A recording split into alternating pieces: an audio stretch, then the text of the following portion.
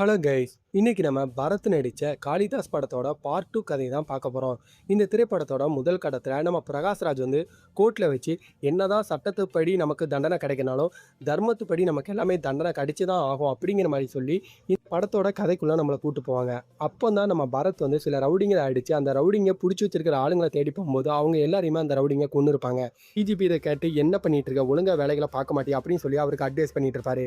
ஒரு ஃப்ளாட்டை வந்து காட்டுவாங்க. அந்த ஃப்ளாட்டில் ஒரு பையன் வந்து ஒரு அழகான நாய்க்குட்டி வச்சிருப்பான். அந்த நாய்க்குட்டியை பார்த்துட்டு இன்னொருத்தரோட குழந்தை பின்னாடியே போகும். அப்போ அந்த குழந்தையோட அப்பா வந்து இங்கே என்ன பண்ணிட்டு இருக்க, இங்கே வா அப்படின்னு சொல்லிட்டு அந்த குழந்தைய தூக்கிட்டு தன்னோட வீட்டுக்கு வந்து போயிடுவாருங்க. அந்த அப்பார்ட்மெண்ட்டோட செக்ரட்டரியாக தான் நம்ம சங்கீதா இருப்பாங்க. இந்த அப்பார்ட்மெண்ட்டில் ஒரு நாய்க்குட்டி வச்சிருந்தான்னு சொன்னதுமா அவன் ஒரு ஜூனியர் லாயராக இருப்பான். இப்போ இவன் கோர்ட்டுக்கு போயிருக்கும்போது கோர்ட்டில் ஒரு ரவுடியை எல்லாரும் தூக்க போகிறாங்க அப்படிங்கிற ஒரு நியூஸ் வந்து பரத்துக்கு வரும். உடனே பரத் என்ன சொல்கிறார் பார்த்தீங்கன்னா, கோர்ட்டில் வச்சு ஏதாவது நடந்துச்சுன்னு வைங்க, நம்ம தாலி தான் இருப்பானே, வாங்க அப்படி போய் அவனை காப்பாற்ற போனால் அவனை அதுக்குள்ளே யாரோ ஒருத்தர் தூக்கியிருப்பாங்க. அவனை தூக்குனது யாருன்னு காட்டிடுவாங்கன்னு பார்த்தீங்கன்னா, நம்ம ஜூனியர் லாயர் இருக்கான் பார்த்தீங்கன்னா, இவன் தான் அவனை தூக்கி ஒரு ஆத்தங்கரையில் வச்சு அவனை கொன்று அந்த தண்ணிக்குள்ளே தூக்கி போட்டுருவான். இப்போ இந்த கேஸ் பரத்துக்கு வந்துடும். பரத்தை அவனை எப்படி கொன்னாங்க அப்படின்னு சொல்லி விசாரிச்சுட்டு இருக்கும்போது யாரு கொன்னானோ அவனையும் பரத்துக்கு கால் பண்ணி, சார் நான் வெங்கடேஸ்வரோட ஜூனியர் லாயர் பேசுகிறேன் சார், உங்ககிட்ட ஒரு சில கேஸ் டீட்டெயில்ஸ் கேட்கணும்னு சொன்னார் சார் அப்படின்னோடனே, நீங்கள் இந்த காலையிலேயே கால் பண்ணியிருக்கேன் அப்படின்னோடனே, இல்லை சார் நான் இப்போ தான் எந்திரிச்சேன், அதனால தான் உங்களுக்கு ஃபஸ்ட்டு கால் பண்ணிடுவோன்னு பண்ணேன் அப்படின்னோடனே, சரி ஓகே நாளைக்கு 10 மணிக்கு மார்ச்சரிக்கு வந்துருங்க அப்படின்னு சொல்லிட்டு அவர் மார்ச்சரிக்கு வர சொல்லுவார்.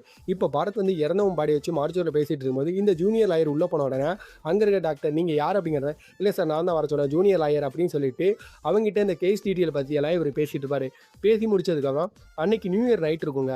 இந்த பையன் தங்கியிருக்கிற அப்பார்ட்மெண்ட் இருக்குது பார்த்தீங்களா, அங்கே பெரிய நியூ இயர் ஃபெஸ்டிவலுக்கான பார்ட்டி நடந்துட்டுருக்கும். அப்போது ஒரு சின்ன குழந்தை இவனோட நாய் பின்னாடி சுற்றிருந்தோமா, அந்த குழந்தை மிஸ் ஆகிடும். உடனே இவங்க என்ன பண்ணுவாங்க பார்த்தீங்கன்னா, அந்த குழந்தை எங்கே அப்படின்னு சொல்லி அப்பார்ட்மெண்ட்டுக்குள்ளே ஒரு 2 மணி நேரம் தேடுவாங்க. அப்படி தேடும்போது அந்த குழந்தை இருந்ததுக்கான தடையும் தெரியாததுனால கால் பண்ணி போலீஸ் வர சொன்னோன்னே நம்ம பரத் ஒரு 12 மணிக்கு கரெக்டாக நியூ இயருக்கு அவர் அங்கே வரும்போது பார்த்தீங்களா ஃபஸ்ட்டு கேஸே மிஸ்ஸிங் கேஸு, இது வேறு நம்ம பிரச்சனையாக இருக்குன்னு சொல்லி அந்த அப்பார்ட்மெண்ட்டில் மொத்தம் எத்தனை வீடு இருக்குன்னு கேட்கும்போது 520 வீடு இருக்குது அப்படின்னு சொல்லுவாங்க.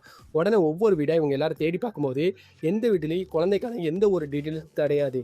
4 மணி நேரத்துக்கு மேலே ஆன உடனே அந்த இடத்துக்கு அசிஸ்டன்ட் கமிஷனர் வந்துடும். வந்துட்டு பரத் என்ன சொல்லுவார்னா, இத்தனை வீடை நீங்கள் 4 பேர் தேடிடுவீங்களா, எக்ஸ்ட்ரா ஃபோர்ஸ் கேட்க மாட்டீங்களா சொல்லிட்டு டிஜிக்கு வந்து கால் பண்ணோன்னே டிஜி டக்குன்னு என்ன சொல்லுவார் பார்த்தீங்கன்னா, உங்களுக்கு ஒரு குழந்தைய கண்டுபிடிக்க நான் என்ன ஒரு பட்டாளையனா அனுப்ப முடியும், ஒழுங்காக கண்டுபிடிங்கன்னு சொல்லி டிசி வந்து திட்டின உடனே இவங்களை என்ன பண்ணுறதுன்னு தெரியாமல் இவங்களுக்கும் பரத்தை சுத்தமாக பிடிக்காது. காரணம் ஏன்னு பார்த்தீங்கன்னா, இவங்க எல்லாம் ஒழுங்காக ரூல்ஸை ஃபாலோ பண்ண மாட்டேங்காங்க அப்படின்னு சொல்லி அந்த அசிஸ்டன்ட் கமிஷனர் வந்து பரத் மேலே கொஞ்சம் காட்டமாக இருப்பாங்க.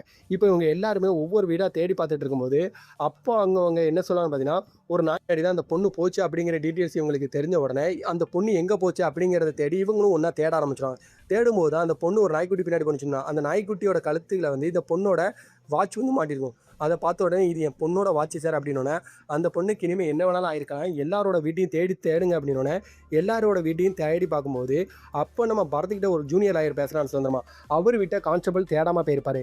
இப்போ உடனே அந்த டீட்டெயில்ஸ் இவங்களுக்கு தெரிஞ்ச உடனே எதுக்காக இப்போ அவன் வீட்டை தேடலை, அவன் வீட்டை போய் ஒழுங்காக பாருங்கன்னு சொன்னோன்னே இவங்க எல்லாரும் அவன் வீட்டுக்குள்ளே போய் தேடி பார்த்தா அவன் வீட்டுக்குள்ளே எதுவுமே இருக்காதா, ஏன் அவன் கூட இருக்க மாட்டான், அவன் வெளியே போயிட்டான் அப்படிங்கிற விஷயம் தெரிஞ்சோன்னே அவன் எங்கே போயிருக்கான் அப்படிங்கிற டீட்டெயில்ஸ் எடுக்கும்போது அவன் சர்ச்சுக்கு போயிருப்பான். அப்போ அவனை பற்றின டீட்டெயில்ஸ் எடுக்கும்போது அவன் 17 வயசில் ஒரு பொண்ணை கற்பழிச்சான் அப்படிங்கிற ஒரு கேஸில் அவன் ஏற்கனவே அவன் சப்ஜெக்டாக இருந்திருப்பான்.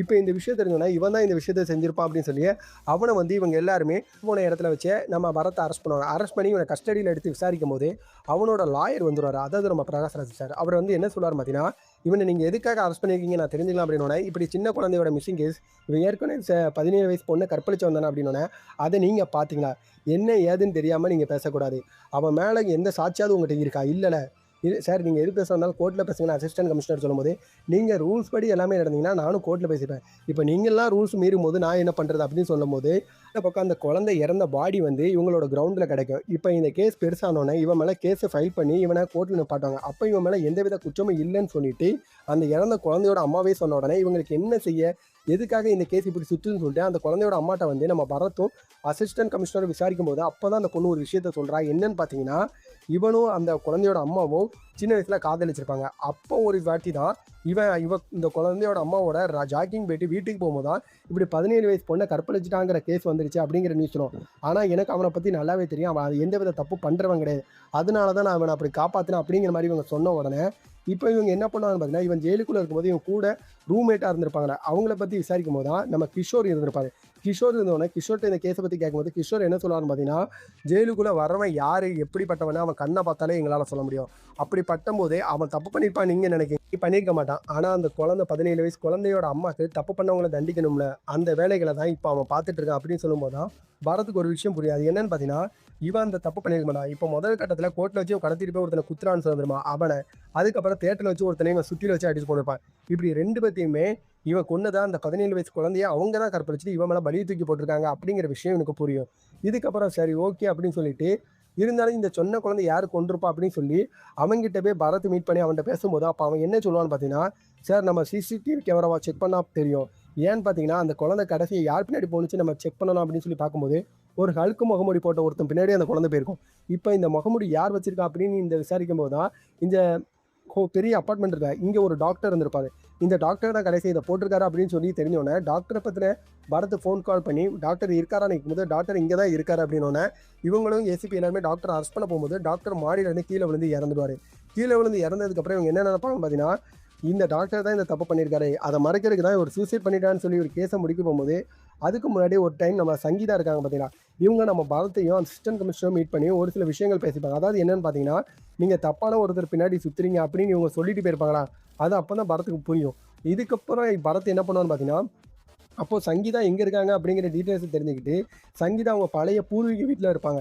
இப்போ அந்த இடத்துக்கு நம்ம பரத் நேரில் போயிட்டு என்ன நடந்துச்சுங்கிறத நீங்கள் இப்போ உண்மையாகவே என்கிட்ட சொல்லலாமே அப்படின்னு சொல்லும்போது அப்போ தான் அவங்க என்ன சொல்லுவாங்கன்னு பார்த்தீங்கன்னா, இந்த சின்ன குழந்தை இருக்குது பார்த்தீங்களா, இந்த சின்ன குழந்தை ஒரு நாய்க்கு பின்னாடி சுற்றிட்டு இருக்குமா, அந்த நாயை வந்து நம்ம சங்கீதா வந்து அவங்க பொண்ணு எல்லாருமே மாடியில் வச்சு விளாண்டுட்டு இருப்பாங்க.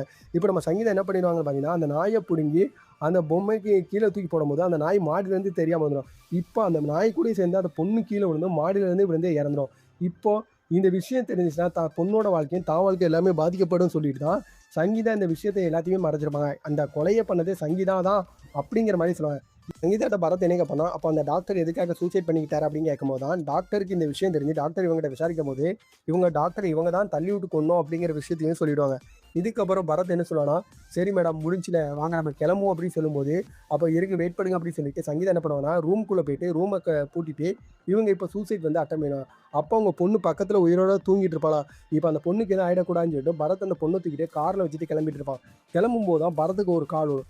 யார் போனான்னு பார்த்தீங்கன்னா, ஒரு லாயருக்கு மேலே இத்தனை தடவை கேஸ் அந்த குழந்தைய கொண்டான்னு சொல்லி திரும்பிச்சு வந்தோமா, அந்த லாயர் கால் பண்ணுவான். கால் பண்ணி என்ன ஆச்சு நீங்கள் இப்போ கால் பண்ணிருக்கீங்கன்னு கேட்கும்போது தான், சார் உங்ககிட்ட ஒரு முக்கியமான ஒரு விஷயத்தை தெரியணும். நான் ரூமை காலி பண்ணும்போது அந்த பொம்மையை பற்றி தான் எனக்கு ஒரு சில விஷயம் ஞாபகம் வந்துச்சு.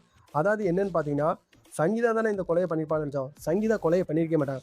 அவங்களோட மகன் இருப்பான். மகன் என்ன பண்ணுவான்னா, மகளுக்கு இவன் வச்சிருக்க அந்த நாய் வந்து பிடிக்க இந்த நாயை அந்த பொண்ணு முன்னாடியே தூக்கி போடுறதுக்காக இந்த பொண்ணு தூக்கி போட்டுருக்கோம். அப்போ தூக்கி போடும்போது அந்த சின்ன குழந்தையும் சேர்ந்து வந்திருக்கும்.